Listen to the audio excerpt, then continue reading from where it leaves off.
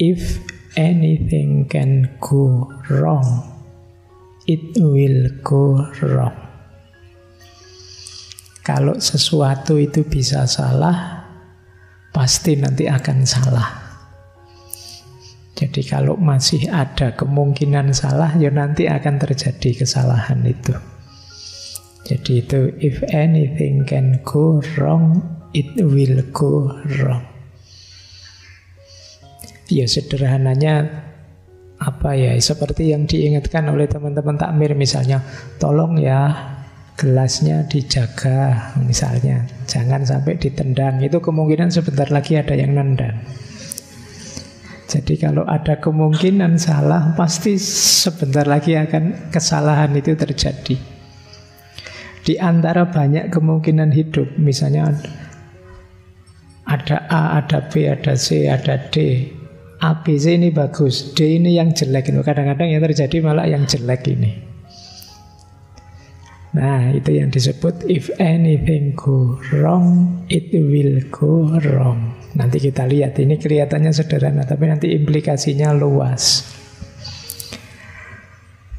Kenalan dulu sama yang bikin kalimat ini.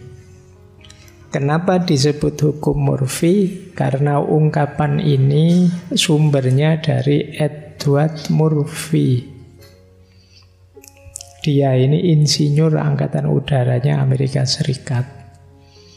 Satu ketika dia ini menjadi anggota satu eksperimen, satu proyek yang namanya proyek penelitian MX981.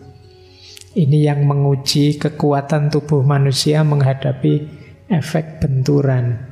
Ketika misalnya pesawat atau roket bohanternya cepatnya luar biasa, terus sampai sebatas apa kemudian tubuh manusia bisa menahan terhadap benturan. Dan ini dikerjakan sekitar tahun 48 sampai 49. Ya Murphy ini karena insinyur, dia yang merancang sistemnya. Dia bikin semacam tali, semacam peregangan yang dipasang pada klem.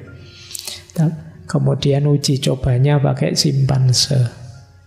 Tapi ternyata uji coba ini gagal. Bukan karena teorinya salah, tapi karena asistennya salah masang.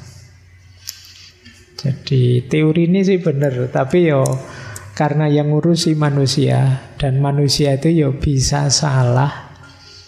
Benerlah terjadi salah itu. Nah, begitu uji cobanya gagal, di situ dia bilang if anything can go wrong, it will go wrong. Jadi kalau masih ada kemungkinan salah, ya biasanya yang salah itu yang terjadi. Jadi ini mungkin tidak familiar pandangan ini, tapi kita sering sekali mengalami ini. Apalagi teman-teman yang pikirannya negatif. Itu mesti, nanti mesti aku gagal. Biasanya gagal sih, ya wis gagal beneran akhirnya. Jadi pikiran kita yang negatif, apalagi pakai hukum Murphy ini, ya nanti mengundang beneran kejadian negatif itu hadir. Oke, misalnya saya membayangkan, wah ini mesti masih panas ini minumnya. Ya tahu beneran panas. Tidak jadi minum akhirnya. Jadi dari banyak kemungkinan hidup, biasanya yang buruk itu yang terjadi. Kita minta atau tidak kita minta, kita undang atau tidak kita undang. Nanti ada contohnya banyak. Jadi satu kaidah ini nanti melahirkan banyak sekali kaidah-kaidah yang lain. Diawali dari sini terus muncul banyak sekali kaidah yang nanti disebut Murphy's Law, hukum Murphy. Kaidahnya ada sekitar 14. Baik, kita belajar lagi pelan-pelan ya. Cirinya pemikiran Murphy's Law ini secara umum ada 3. Dan ini tidak enak semua. Jadi kalau kalian tipe ini, ya siap-siap hidupmu susah terus. Karena mikir negatif. Yang pertama pesimis. Jadi pesimis itu pikiran kita sibuk pada negatifnya saja. Jadi kalau lihat apa-apa, dilihat negatifnya. Lihat misalnya teman-teman ini baru awal lagi semangat ngaji, terus saja Allah paling sebentar lagi yo ngantuk. Nah, itu dilihat negatifnya, tidak disyukuri semangatnya yang hadir sekarang, tapi paling yo ndak paham. Paling yo ikut-ikutan temennya saja. Pesimis mindset. Menghadapi apa-apa selalu dilihat negatifnya. Ini kelihatannya sederhana, kelihatannya teman-teman ya sudah paham.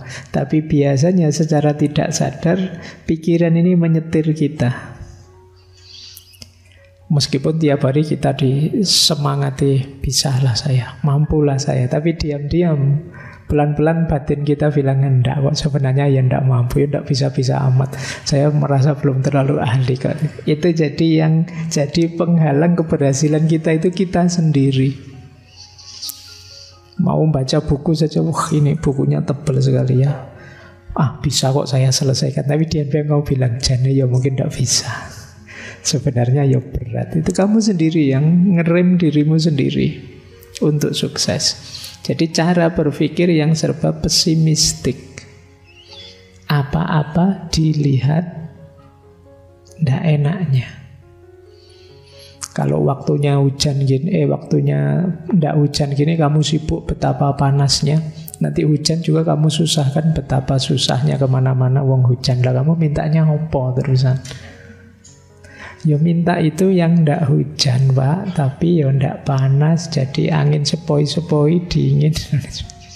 Tapi itu pun kalau kamu mindsetnya pesimis ya tetap mengeluh, aduh Pak, jemuran ndak kering Pak. Kalau ya ampuh lah. Jadi kamu mikirmu selalu negatif terus. Cirinya biasanya ya dua, tidak bisa bersyukur dan selalu mengeluh.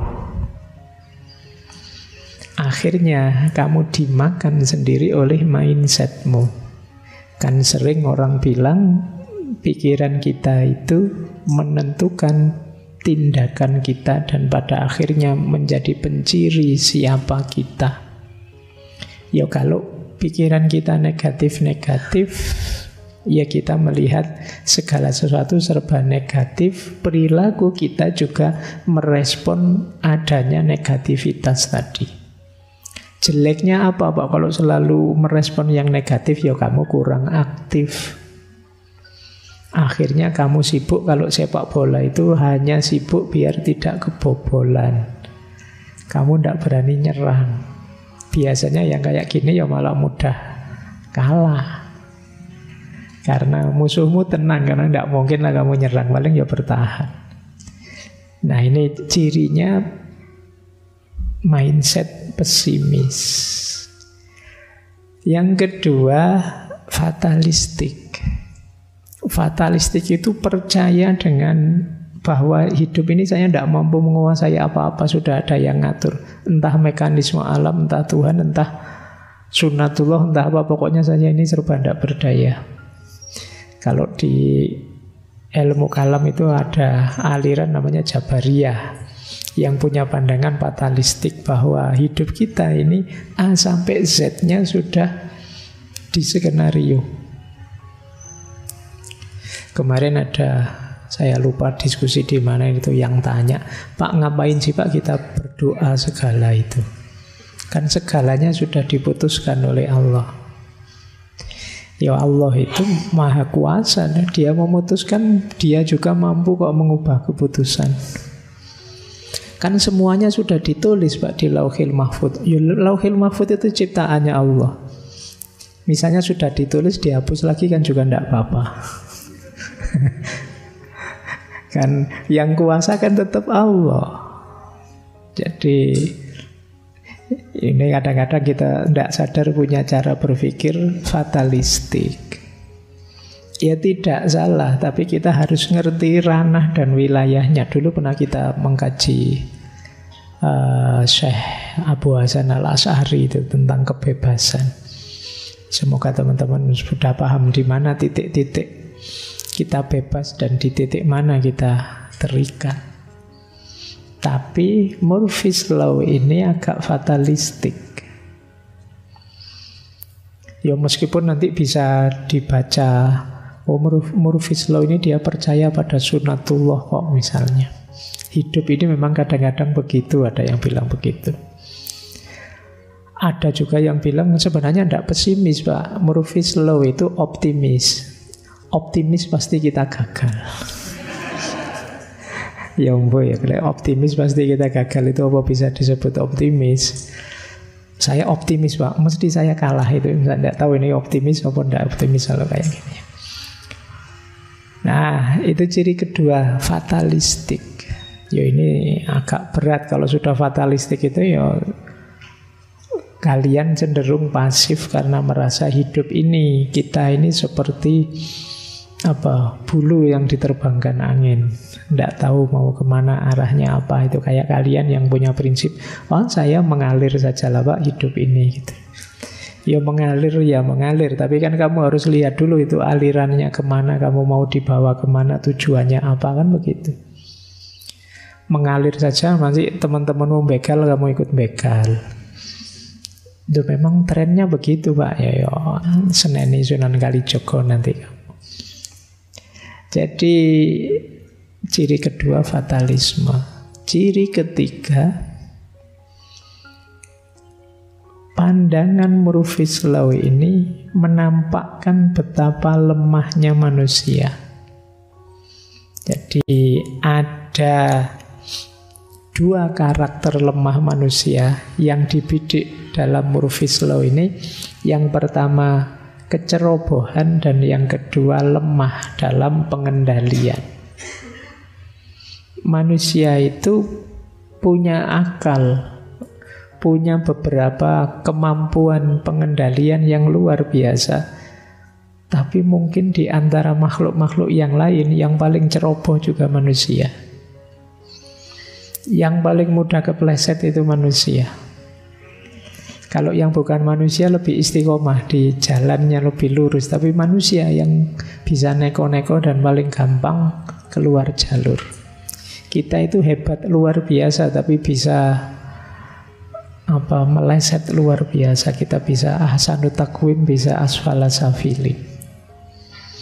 Kita itu bisa mengendalikan banyak hal, tapi kita juga bisa menghancurkan banyak hal.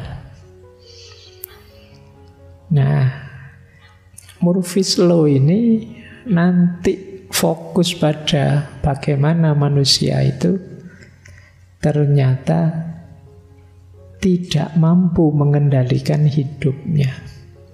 Seringkali kebalik, bukan kita yang mengendalikan situasi di sekeliling kita, tapi situasi sekeliling kita yang mengendalikan kita. Ya contohnya banyak. Kita kan sering dikritik para filosof, hidup kita itu hidup serba mengikuti kerumunan kita. Yang lain bagaimana, ya kita tidak akan jauh-jauh dari situ. Itu menunjukkan kemampuan pengendalian diri kita agak lemah.